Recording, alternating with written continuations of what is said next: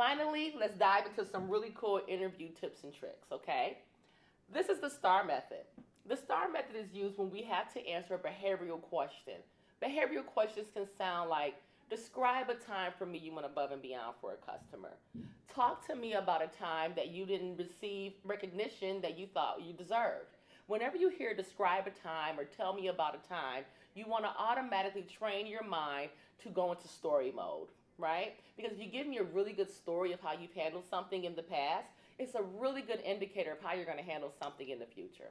So here's a really quick tip for you to really make sure that when you're giving your answers that you're staying on track and presenting your story in the best light as possible. And this is the STAR method. S, situation. Set the scene. Where were you? What time of day was it? Was it the AM breakfast rush?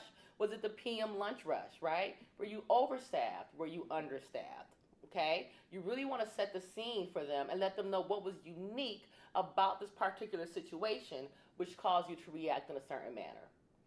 Task. Describe the purpose. Why were you hired?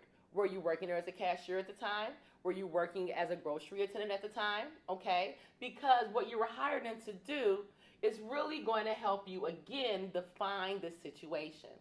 And then we're going to dive into our actions. Well, what was so unique about this situation that caused you to react in the manner that you did? So explain what you did in this story. Finally, you always want to leave us with the result. When you were done doing what you were doing, were you able to make that customer happy? Were you able to increase sales? Were you able to get all the customers in and out in the time that was assigned for you to be able to do your task? If you drop every thought into each of these buckets, I can almost guarantee you that you are going to give a much more elevated answer. Okay? So again, remember, we're reading our job descriptions. We're making sure we're meeting the minimum requirements. Then we're going to make sure that our resume is on point. All of our jobs are in order. Our address is updated. Our contact information is updated, right? And then we're going to interview. But remember this, when you leave that interview, the most important thing that you can bring into that interview is a great attitude.